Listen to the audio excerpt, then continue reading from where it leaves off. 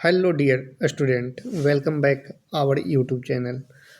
तो चलिए आज हम लोग अगला सीरीज देखने वाले हैं जो कि आप सभी का आने वाले एग्ज़ाम में बहुत ही महत्वपूर्ण भूमिका निभाने वाला है। तो चलिए देखते हैं आज हम लोग मेजरिंग इंस्ट्रूमेंट का कुछ थ्योरी और उससे रिलेटेड न्यूमेरिकल जो कि प्रीवियस ईयर में बहुत बार एग्ज़ाम में पूछा गया है। तो सबसे पहले हम लोग यहाँ पर डिस्कशन करते हैं इंडिकेटिंग इंस्ट्रूमेंट के बारे में। पैरामीटर ऑफ इंडिकेटिंग इंस्ट्रूमेंट मतलब क्या चीज़ हुआ जो इंडिकेट करेगा। सिंपल ये समझना है। स्पान इक्वल टू होता है maximum value of scale minus minimum value of scale, यानी मैक्सिमम वैल्यू और मिनिमम वैल्यू का डिफरेंस को स्पान कहते हैं या रेंज भी इसको बोला जाता है। नेक्स्ट है आपका इंडिकेटिंग इंस्ट्रूमेंट में तीन टाइप का टॉर्क लगता है। एक होता है डिफ्लेक्टिंग टॉर्क, कंट्रोलिंग टॉर्क और डैम्पिंग टॉर्क। डिफ्लेक्टिंग टॉर्क जो पॉइंटर रहता है उसको मेजरेबल वैल्यू तक डिफ्लेक्ट करने का कार्य करता है। Controlling torque TC, the controlling torque is use to opposes the deflecting torque. या जो कंट्रोलिंग टॉर्क रहता है डिफ्लेक्टिंग टॉर्क का हमेशा अपोज करता है and the increases with the deflection of moving system. और यह इंक्रीज करता है डिफ्लेक्टिंग टॉर्क यदि बढ़ेगा तो कंट्रोलिंग टॉर्क भी बढ़ेगा, क्योंकि जो मेरा पॉइंटर नीडल जो रहता है इंडिकेशन वाला, यदि उसमें डिफ्लेक्टिंग टॉर्क लगेगा तो उसमें कंट्रोलिंग टॉर्क भी रहना ज़रूरी है, जो कि जनरली हम लोग स्प्रिंग के थ्रू देते हैं मेजरिंग इंस्ट्रूमेंट में। नेक्स्ट आपका है डैम्पिंग टॉर्क। डैम्पिंग टॉर्क क्या करता है? Damping torque to eliminate pointer oscillation, damping torque is used. मतलब जो ऑसिलेशन वाइब्रेशन होता है एक्यूरेट रीडिंग के लिए, उसके लिए हम लोग डैम्पिंग टॉर्क का यूज करते हैं। तो इसे बहुत ही बार एग्जाम में पूछा गया है क्वेश्चन इससे रिलेटेड कि ऑसिलेशन के लिए हम लोग कौन सा टॉर्क यूज करते हैं। तो ऑसिलेशन जहाँ पर भी आएगा तो उसके लिए हम लोग डैम्पिंग टॉर्क का यूज करेंगे। नेक्स्ट नोट पॉइंट में इसको याद में रखें आप लोग, बहुत ही इंपॉर्टेंट। ये बहुत बार एग्जाम में पूछा गया। टीसी डिपेंड्स ऑन टीडी, यानी कंट्रोलिंग टॉर्क डिपेंड करता है डिफ्लेक्शन टॉर्क पे, लेकिन damping torque is independent of TC and TD, यानी कंट्रोलिंग टॉर्क और डिफ्लेक्टिंग टॉर्क पर निर्भर नहीं करता है, इंडिपेंडेंट होता है डैम्पिंग टॉर्क का। Types of damping.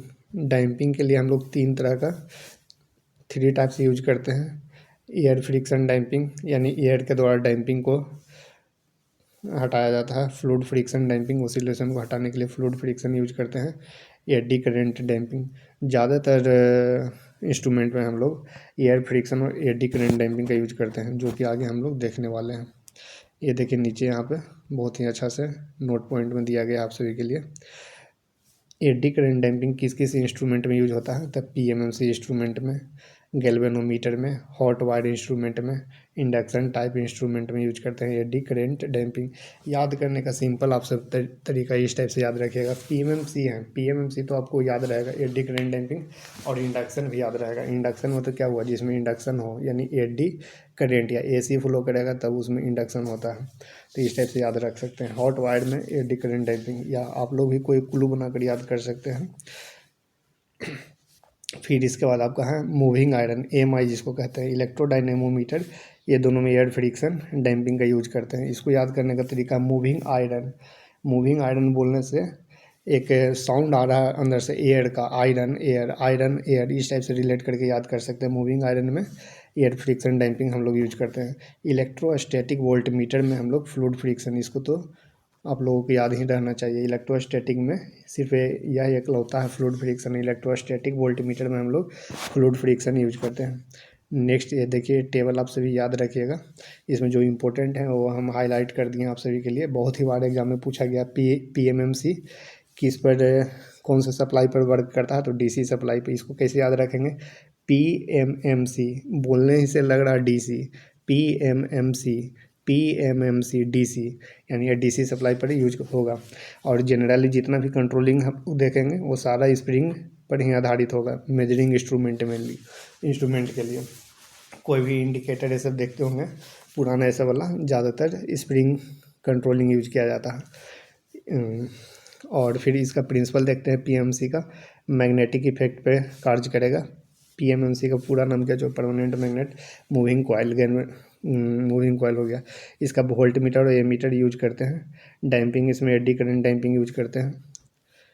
Next moving iron, अभी जस्ट बताया था मूविंग आयरन का कैसे याद रखेंगे। मूविंग आयरन बोलने से ही लग रहा है एयर फ्रिक्शन, आयरन एयर, इस टाइप से याद रखना। इसका भी वोल्ट मीटर और एमीटर बनाया जाता है। इसमें दो टाइप का डैम्पिंग कंट्रोलिंग के लिए यूज करते हैं, ग्रेविटी और स्प्रिंग स्प्रिंग कंट्रोलिंग। प्रिंसिपल ये मैग्नेटिक इफेक्ट, ये दोनों है जो मैग्नेटिक इफेक्ट पर कार्य करता है। और इसका सप्लाई एसी और डीसी दोनों पर वर्क करेगा। ज़्यादातर सारा इंस्ट्रूमेंट एसी और डीसी पर वर्क करता है। सिर्फ पीएमएमसी है जो डीसी पर, पीएमएमसी बोलने से ही लग रहा है पीएमएमसी ओनली डीसी पर। और एक रहता है इंडक्शन टाइप इंस्ट्रूमेंट जो कि एसी पर, इंडक्शन होगा किसमें, एसी में ही होता है। इस टाइप से आप लोग याद रखें।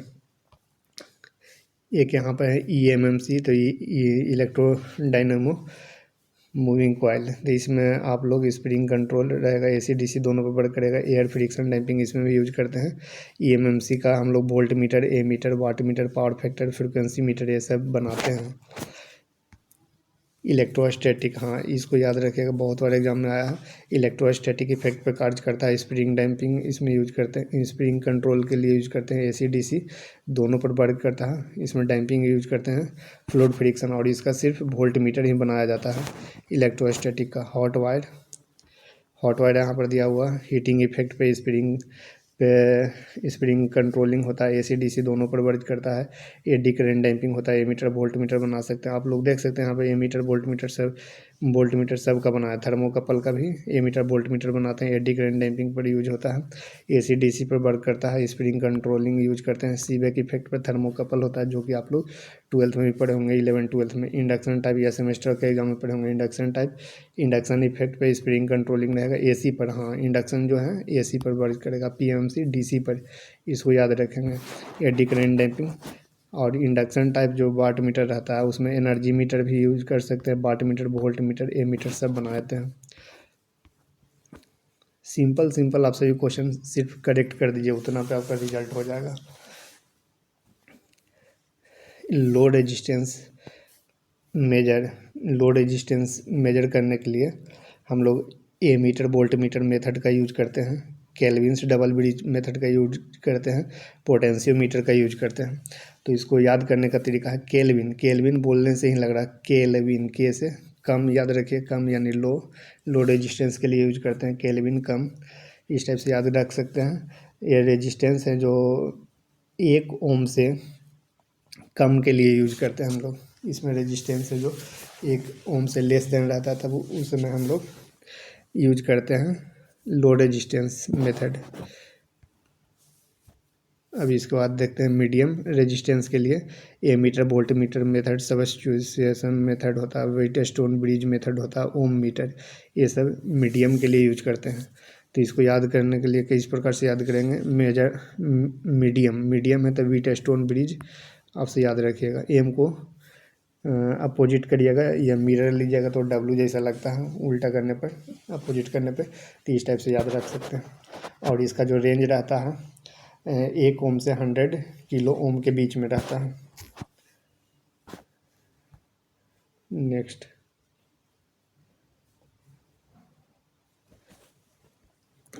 है मेजरमेंट ऑफ हाई रेजिस्टेंस। हाँ ये ध्यान में रखना, हाई रेजिस्टेंस 100 किलो ओम से ज़्यादा वाला होता है आपका हाई रेजिस्टेंस। इसके लिए हम लोग यूज करते हैं loss of charge method, megger का यूज हाई रेजिस्टेंस मापने के लिए। डायरेक्ट डिफ्लेक्शन मेथड यूज करते हैं, मेगा ओम, ये दोनों तो याद रहेगा। डायरेक्ट डिफ्लेक्शन मेथड और लॉस ऑफ चार्ज मेथड को याद रखें हाई रेजिस्टेंस के लिए। मेजरमेंट ऑफ सेल्फ इंडक्टेंस, यानी इंडक्टेंस मेजर करने के लिए हम लोग मैक्सवेल ब्रिज का यूज करते हैं। और मैक्सवेल ब्रिज हम लोग मीडियम क्वालिटी फैक्टर के लिए यूज करते हैं, मीडियम क्यू कोयल के लिए। Maximum Maxwell inductance capacitance bridge भी हम लोग इंडक्टेंस, सेल्फ इंडक्टेंस मेजर करने के लिए यूज करते हैं। Next Hay bridge, Anderson bridge, Owen bridge. Hay bridge देखिए, हे एच से हाई हो गया, हाई क्यू कोयल के लिए यूज करते हैं। Anderson bridge less than 1 Q coil के लिए, यानी क्वालिटी फैक्टर जिसका लेस देन 1 होगा उसके लिए यूज करते हैं। लो क्यू कोयल के लिए ओवेंस ब्रिज भी सेल्फ इंडक्टेंस मेजर करने के लिए यूज करते हैं। Next, measurement of capacitance. Capacitance measure करने के लिए दो मेथड होती है, डी शॉर्टी ब्रिज और Schering bridge. Schering bridge method is use to measure dissipation factor and capacitance, दोनों मेजर करते हैं डिसिपेशन फैक्टर और कैपेसिटेंस शेयरिंग ब्रिज से। और मेजरमेंट ऑफ फ्रिक्वेंसी के लिए हम लोग वेन ब्रिज का यूज करते हैं, वेन ब्रिज का। आप सब एक न्यूमेरिकल, ये जो अभी डिस्प्ले पे है, ये बहुत ही इंपॉर्टेंट न्यूमेरिकल है, बहुत बार एग्जाम में पूछा गया। इसको एक बार अच्छा से सोल्व कर लें और प्रैक्टिस कर लें। इसमें कह रहा है one single phase watt meter, watt meter का क्वेश्चन है। One single phase watt meter operating on 230 volt and 5 ampere for 5 hour max 1940 revolutions, meter constant, यानी मीटर कांस्टेंट आपको in revolutions is 400, meter constant दे दिया। What is the power factor, power factor हमको बताना। तो आप सभी जानते हैं मीटर कांस्टेंट एक फार्मूला होता है, मीटर कांस्टेंट का एक फार्मूला आता है, कांस्टेंट रिवॉल्यूशन अपॉन KWH, ये फार्मूला याद रखिएगा।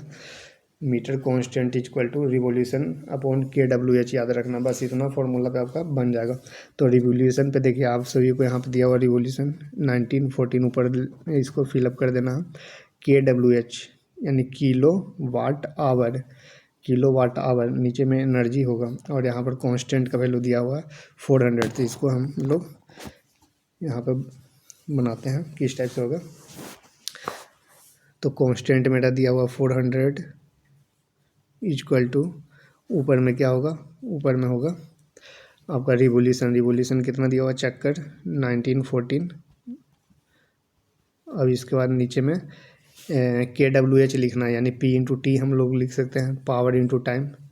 अब इसी पे बनेगा पावर, और क्या होता है VI cos फाई, यानी पावर फैक्टर आ गया। T टाइम है, तो टाइम कितना दिया हुआ, टाइम आपका यहाँ पर दिया हुआ 5 आवर, तो यहाँ पर 5 रख देंगे, यहाँ पे 400 रख देंगे और यहाँ पे 1914। अब इसी को सॉल्व कर लेना है, तो इसको सॉल्व करते हैं।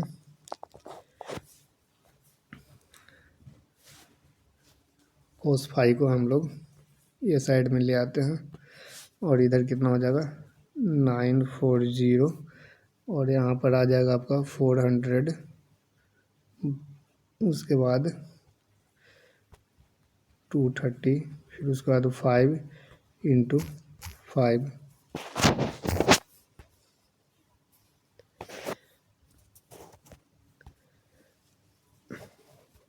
इस टाइप से सॉल्व कर लेंगे तो नीचे में किलो, किलो लाना है, किलो वाट में।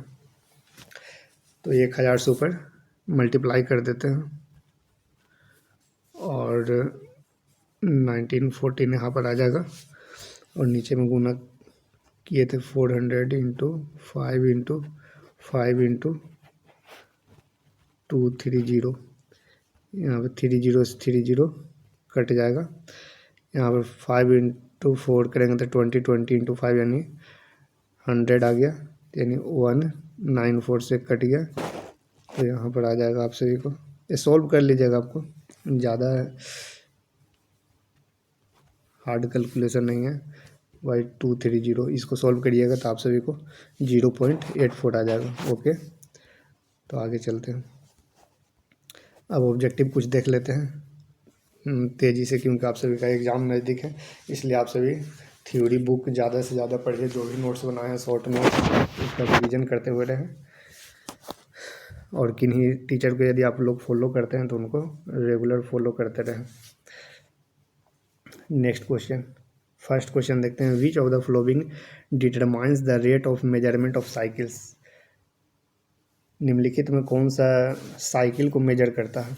तो आप सभी जानते हैं, जो हॉस्पिटल ये सब में आप लोग देखे होंगे फिल्म ये सब या मूवी में, या कभी गए हो हॉस्पिटल में, तो उसमें एक डिस्प्ले लगा हुआ रहता है जो ओसिलोस्कोप रहता है, उसमें हार्ट बीट इस टाइप से चलते रहता है, फिर कभी नीचे आएगा कभी ऊपर जाएगा, इसी को कहते हैं ओसिलोस्कोप, जो कि मेजर करता है आपका rate of measurement of cycles. Next question, which of the flowing can be measured using Maxwell inductance capacitance bridge. आप सब बताइए इसमें मतलब हम लोग क्या करते हैं, तो इसमें हम लोग दो का करेक्ट आंसर हो जाएगा डी, इंडक्टेंस मेजर करते हैं। यहाँ पे कैपेसिटेंस देख के कैपेसिटेंस नहीं लगा देना है। Okay, next, A Schering bridge can be used for the. Schering bridge अभी ऊपर बताए थे थ्योरी में, शेयरिंग ब्रिज हम लोग किसके लिए यूज करते हैं, शेयरिंग ब्रिज हम लोग कैपेसिटर के लिए यूज करते हैं, टेस्टिंग ऑफ कैपेसिटर के लिए। Next question, which of the following method is used for the measurement of medium resistance. अभी जस्ट बताए थे मीडियम रेजिस्टेंस के लिए कौन सा यूज करते हैं हम लोग, 4 का डी हो जाएगा, Carey Foster bridge. Kelvin double bridge तो कम के लिए यूज करते हैं, ये वाला नहीं होगा आंसर। एंडरसन ब्रिज भी नहीं होगा, डायरेक्ट डिफ्लेक्शन भी नहीं होगा, यानी correct answer D. Next question, which of the following is the most popular method for the measuring of low resistance. Low मतलब कम, कम मतलब केल्विन डबल ब्रिज। ये देखिए आपका option number B.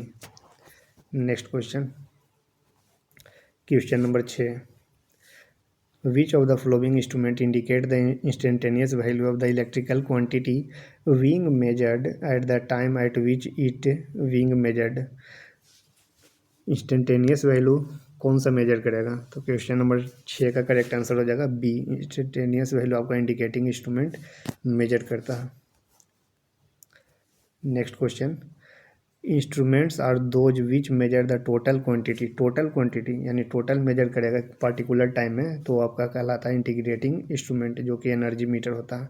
Integrating instrument energy meter total value को read करता है, major करता है, ऐड किए करते रहता है। Question number 8, which of the following are integrating instrument. अभी जस्ट बताए थे एनर्जी मीटर या एम्पियर आवर या वाट आवर, करेक्ट आंसर हो जाएगा वाट आवर, मतलब एनर्जी ही हुआ। Next question, which of the following essential feature is possesses by indicating instrument. Indicating instrument के पास कौन कौन सा फीचर होना चाहिए, तो ये सारे फीचर होने चाहिए। डिफ्लेक्टिंग डिवाइस होना चाहिए, कंट्रोलिंग डिवाइस उसमें रहना चाहिए, डैम्पिंग डिवाइस रहना चाहिए, all of the above. Indicating instrument जो एक पॉइंटर वाला रहता है, कांटा वाला, उसको कहते हैं इंडिकेटिंग इंस्ट्रूमेंट, जो कि अब धीरे धीरे इसका मतलब हटाया जा रहा है और डिजिटल इंस्ट्रूमेंट की ओर हम लोग आगे बढ़ रहे हैं। Next, a device prevents the oscillation of the moving system and enables the latter to reach its final position quickly. तो ऑसिलेशन, जहाँ ऑसिलेशन आ गया तो इसके लिए आप लोग डैम्पिंग यूज करेंगे। तो 10 का करेक्ट आंसर क्या हो जाएगा, option number C, damping torque का यूज करते हैं ऑसिलेशन हटाने के लिए, वाइब्रेशन को हटाने के लिए, ताकि मेरा नीडल है जो वाइब्रेट नहीं करते रहे, क्योंकि उस पर डिफ्लेक्टिंग टॉर्क भी लग रहा है और कंट्रोलिंग टॉर्क भी लग रहा है, इस कारण वो वाइब्रेट करेगा। तो हमें एक्यूरेट रीडिंग प्राप्त करने के लिए उसमें एक डैम्पिंग टॉर्क लगाना पड़ेगा।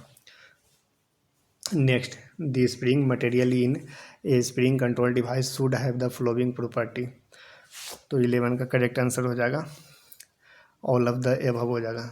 आप लोग इसको रीड कर सकते हैं, शुड भी नॉन मैग्नेटिक रहना चाहिए, जो आपका स्प्रिंग कंट्रोल रहता है। स्प्रिंग जो मटेरियल का बना हुआ रहेगा वो नॉन मैग्नेटिक रहेगा, मैग्नेटिक नहीं रहना चाहिए। लो स्पेसिफिक रेजिस्टेंस उसका रहना चाहिए। Must be of low temperature coefficient रहना चाहिए, टेम्परेचर से वो ज़्यादा वैरी नहीं होना चाहिए।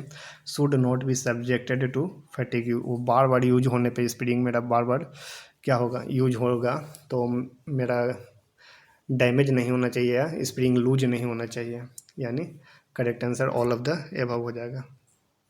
Question number 12, which of the following properties damping oil must possess. Damping के लिए जो हम लोग यूज करेंगे ऑयल, वो कैसा होना चाहिए, तो मस्ट भी ए गुड इंसुलेटर होना चाहिए, नॉन इवेपोरेटिंग होना चाहिए, should not have corrosive action upon the metal of the vane, यानी उसमें जंग ये सब नहीं लगना चाहिए। The viscosity of the oil should not change with the temperature, temperature के साथ उसका विस्कोसिटी चेंज नहीं होना चाहिए, यानी करेक्ट आंसर हो जाएगा all of the above. Next question, a moving coil permanent magnet instrument can be used as by using a low resistance shunt. Shunt, low resistance shunt के लिए हम लोग क्या यूज करते हैं, तो इसका करेक्ट आंसर हो जाएगा एमीटर। लो रेजिस्टेंस शंट का हम लोग एमीटर में यूज करते हैं। Next question, a moving coil permanent magnet instrument can be use as a flux meter. Flux meter कब हम लोग यूज कर सकते हैं मूविंग कॉइल को?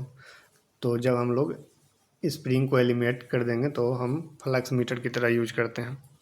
करेक्ट आंसर है।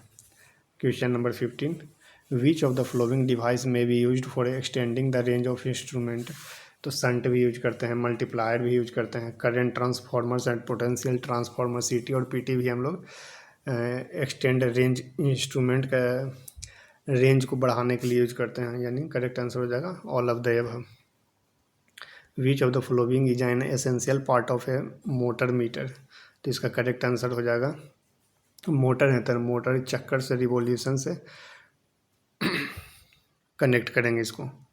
Correct answer 70। ये पोटेंशियोमीटर में भी यूज, पोटेंशियोमीटर का हम लोग किस में यूज करते हैं? मेजरमेंट ऑफ रेजिस्टेंस में यूज करते हैं, मेजरमेंट ऑफ करंट भी यूज करते हैं, कैलिब्रेशन ऑफ ए मीटर और वोल्ट मीटर बनाने में भी यूज करते हैं। यानी correct answer all of the above 17 का। Next question, question number 18, the house hold energy meter is. House hold energy meter कैसा होता है? तो अभी जस्ट ऊपर बताए थे इंटीग्रेटिंग इंस्ट्रूमेंट होता है हाउस होल्ड, यानी घरों में जो एनर्जी मीटर लगाई जाती है। The pointer of an indicating instrument should be. Pointer कैसा रहना चाहिए? उसका हल्का रहना चाहिए, वेरी लाइट वेट का रहना चाहिए ताकि वो आसानी से मूव करे। Torque weight ratio will be list in instrument. किस इंस्ट्रूमेंट का लिस्ट टॉर्क वेट रेशियो होता है? तो 20 का करेक्ट आंसर हो जाएगा डायनेमोमीटर, ऑप्शन नंबर ए।